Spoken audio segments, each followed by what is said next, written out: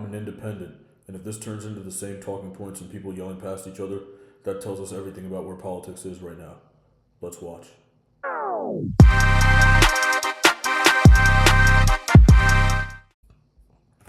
All right, folks, let's get into it. It's a blind reaction. I actually saw a short of this video about taxes, and that's what spurred me to jump onto this video. I'm going to do a blind reaction. So I'm just going to play it. I'm going to skip around a little bit. I'm not going to go through the whole thing. Hopefully I find that tax piece, but I'm just going to skip around and react to some talking points and see what I think here. I don't think we're going to have the same type of agreement with him. He's going to advocate to get rid of Medicare. He's going to advocate to get rid of Medicaid. Just kill him. Just take him in the street. He's like, if they can't afford their health insurance, just let them die. Just let them die. Oh my God. I don't care. Make them get a job. I mean, this is something one side does often, is mischaracterizing the other and just, straw manning a lot. Both sides do it, but I think one does it more than the other. I'm not going to get into that anyway. Let's go ahead and move on to, let's talk about ICE. See what they got to talk about here. And there's chaos and there's protests and an ICE raid on a California cannabis farm. That's when things went wrong for U.S. citizen and Army veteran George Redes Jr. George works as a security guard at the Glass House Farms in Camarillo. And you can see his white car right here being blocked by a wall of agents. He exited his car and tried to tell the officers he was going to work legally as a citizen. Agents then surrounded his car, banging on his windows. George, he tried to back away from the agents, but was pepper sprayed. His car engulfed. He says when he then was pinned down by two officers and then arrested, George was held for 3 days at the Metropolitan Detention Center in downtown Los Angeles. No charges were filed. He had no access to an attorney, and he missed his 3-year-old daughter's birthday. ICE has crossed the line from enforcement to abuse, violating constitutional rights and human dignity. I knew it was too good to be true, and you turned it green. I thought so too. So, all right, just based off of this particular example, I would love to hear how you all could possibly reconcile this. Yeah. I think that when law enforcement tells... Okay, let's just keep watching. You to get out of your vehicle, and you get back in your vehicle, and you start using that vehicle, you're then endangering the lives of those law enforcement officers, and they will take you to jail. So I'm not surprised to see him being detained for doing such a thing. It would happen to an American citizen in any jurisdiction, anywhere in the country. Wait, him backing up is a threat to the officers? How? Because he could... Brother, when the police tell you to do something, you do it. It's that simple.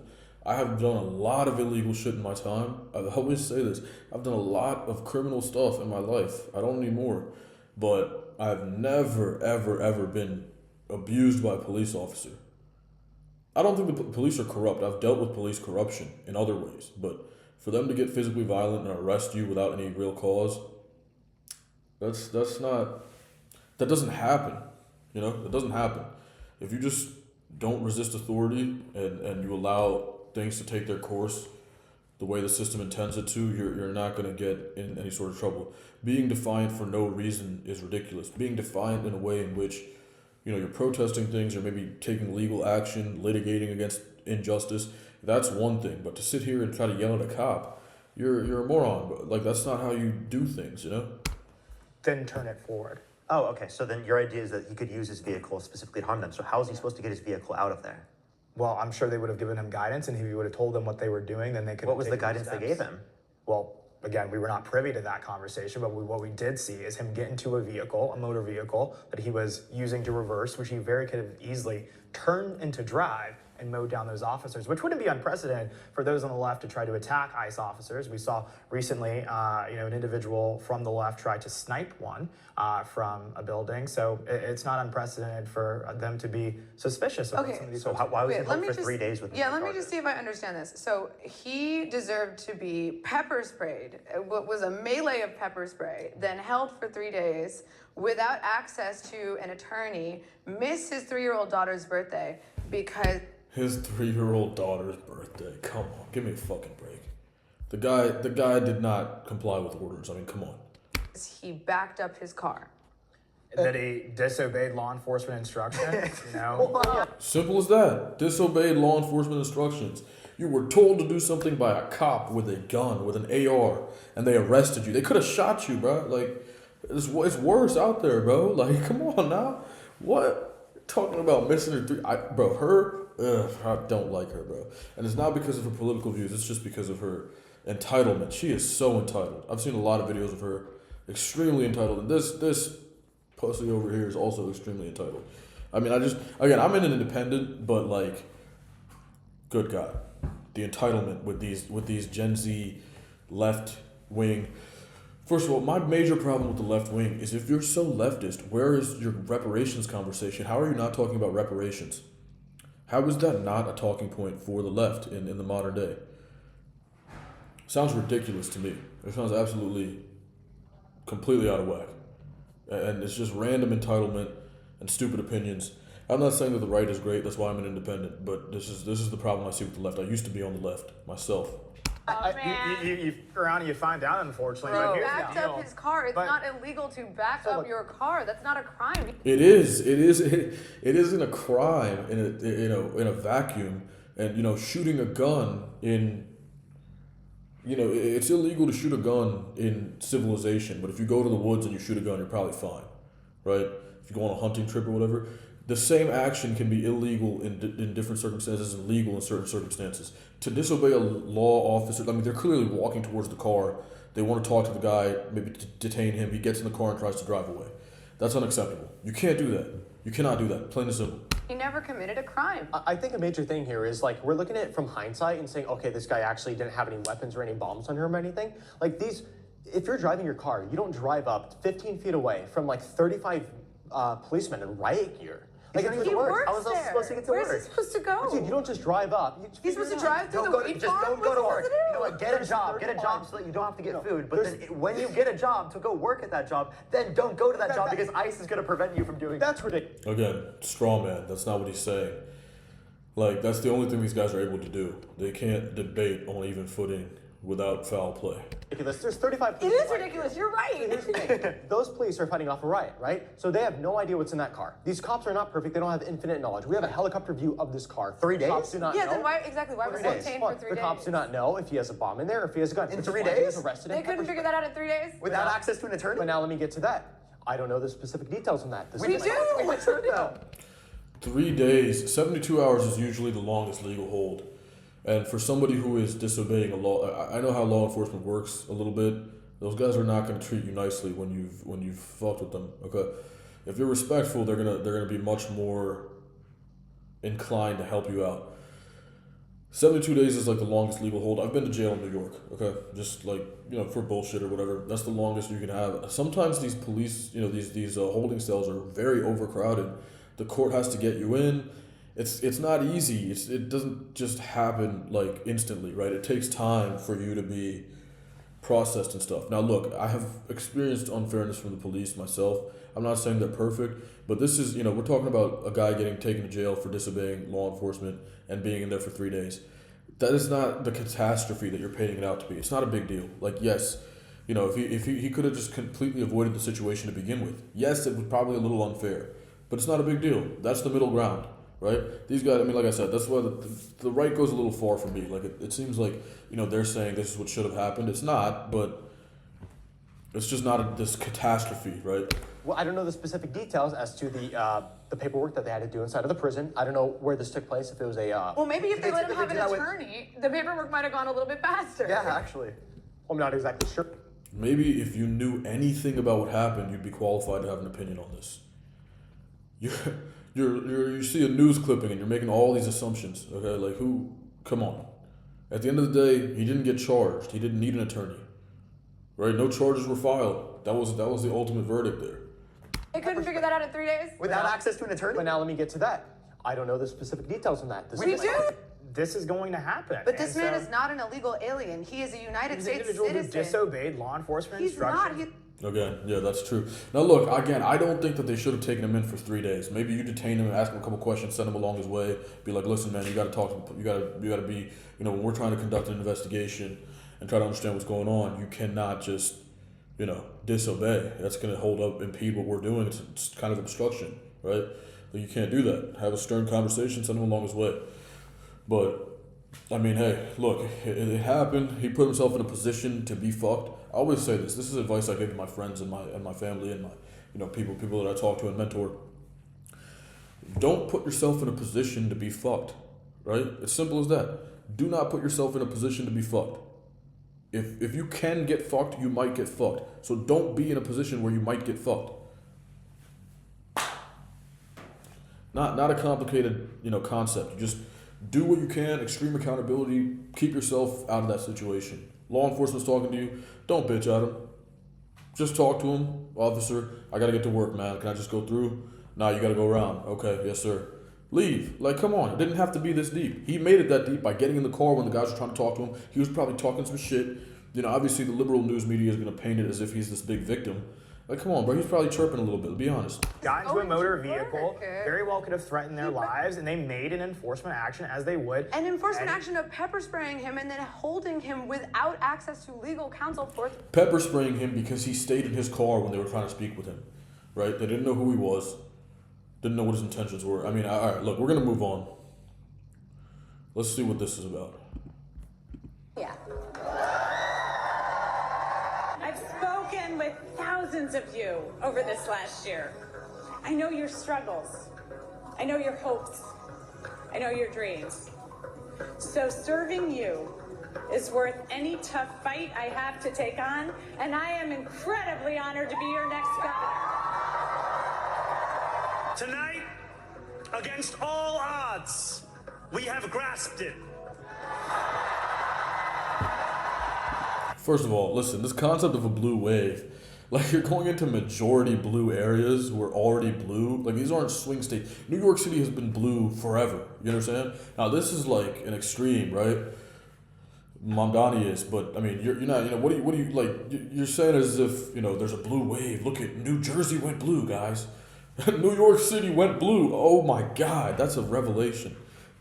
The future Come on, man. is in Virginia. our hands. Virginia, I'm from Virginia, bro. Fairfax, I'm from Fairfax County, Loudoun County. That area is perennially like 70% blue. This is nothing to speak of here. It's just a way to pump up the crowd while you're also not debating or having a platform for reparations. You don't represent colored people. You don't represent colored people. You fucking fraudulent dumbass party. You know what I mean? Like, what the fuck? And embracing progressive change. Yeah, so I do think that this indicates that Democrats are doing better in these particular races. I don't necessarily think that it indicates that they're supporting a certain type of progressive policy, but I do think it demonstrates that, it's shifting more against Trump, and I think that that's a good thing. Well, I completely disagree. I think to call this a blue wave is completely divorced from reality. If you look at these past elections, right, you have Virginia, that's a blue state. New Jersey, that's a blue state. New York City, that's a blue city. And the state... Exactly. Like, it's funny, man. I mean, look, at the end of the day, I understand liberal ideas, right? Like, I do feel like reparations make sense, and that's a very progressive idea. But it's silenced. We can't talk about it. What does the Democratic Party represent? Not to make this a colored thing, but like, when you have the Democratic Party predominantly represented by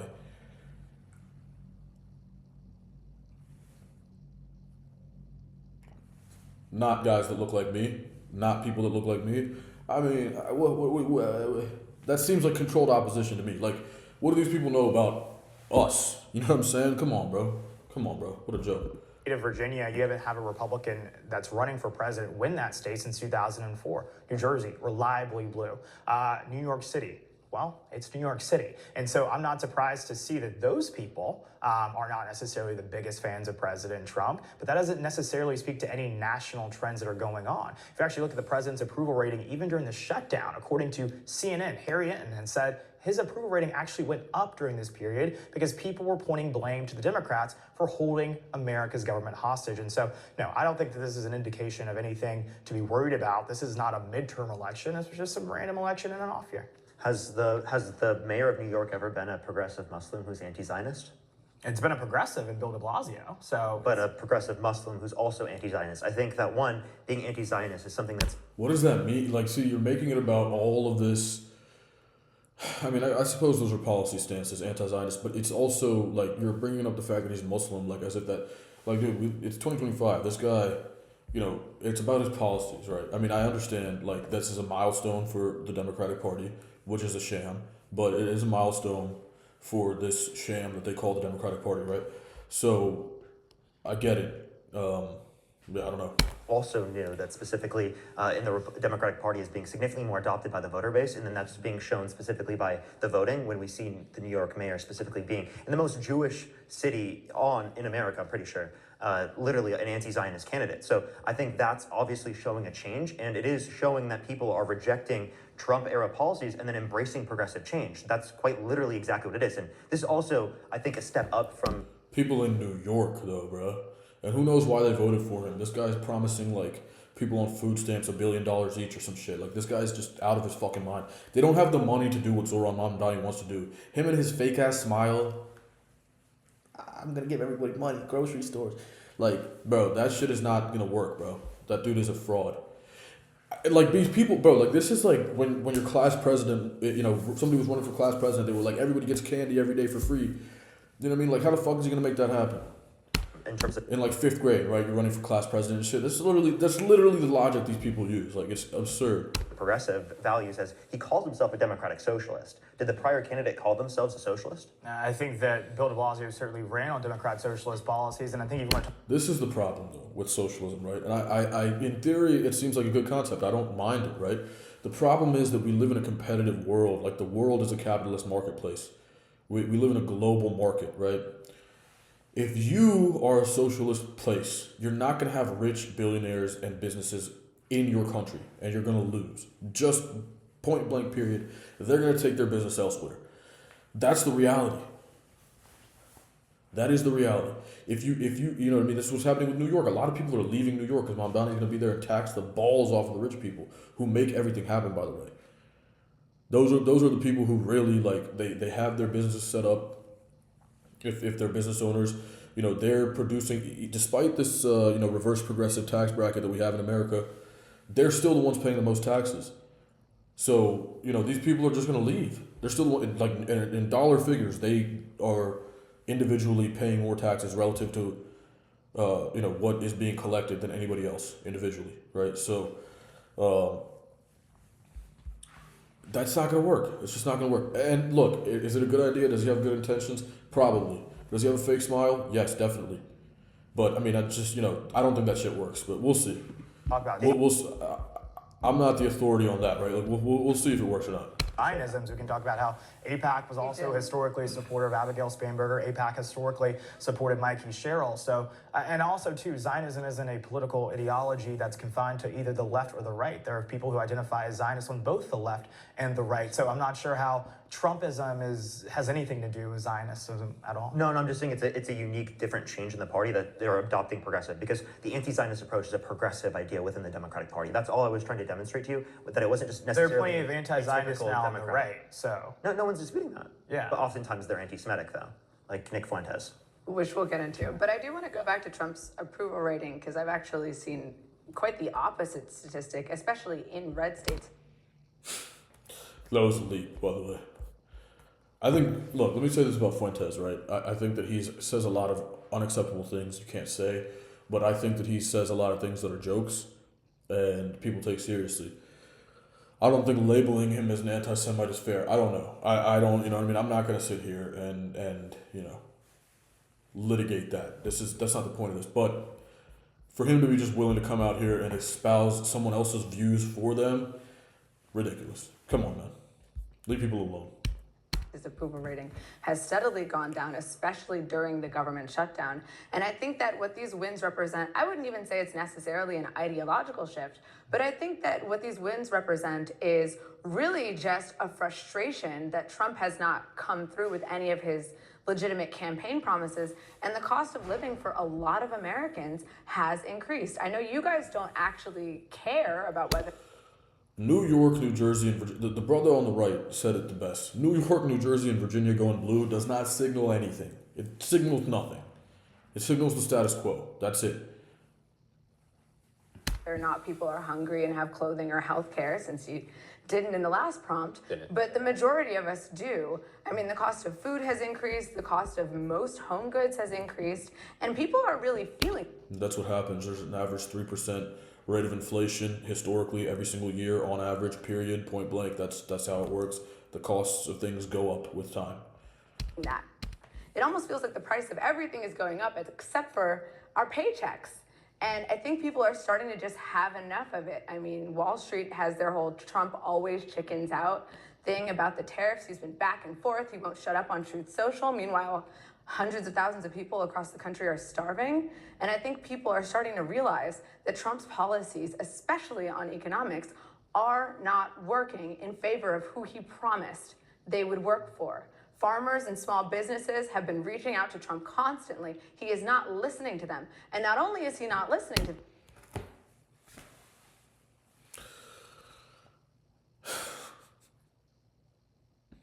Guys, farmers and small businesses are reaching out to the president. He's not listening, guys. He's the president. He only gets a fucking 2 million letters a day, right? He's not listening, guys. He's not listening. He's not reading all of them, guys. but then he goes on. I'm not a Trump supporter, by the way. I'm not. I'm just like, I'm an independent. I'm a realist. I think the left is going off the rails. That's my personal opinion. Nobody else has to agree with me. It doesn't matter. This is the type of shit we look at. The guys we have representing the left, right? I mean, does she have a job? I don't know. Like, that's whatever. And then this kid, like, he can't be like, bro. At best, he's a virgin, right? At worst, there's a lot more going on in there. Like, in his speeches, and he goes, the economy is doing so great. Everyone's so happy right now. And it's just not true. It's so frustrating. Not only is he making it so much harder for us, but then he sits around and lies to us. And bro, like, you act like you don't have your own life you're in control of. Like, you can easily get a job. You know what I mean? Like, you can easily, like, get a certification. Do something to improve yourself. Why are you sitting there, like, being frustrated about what a politician says? Every politician lies. That's the whole job. You think politicians espouse their own opinions, like people in office? No. You have to. It's a job. It's like climbing your way up a corporate ladder to get into a fucking, political candidacy. What you're doing is you're practicing espousing the party line for the party. It's a politician. It's a politician. They don't tell the truth. They're just trained figureheads. That's the whole point. won't even admit. You said that the reason we don't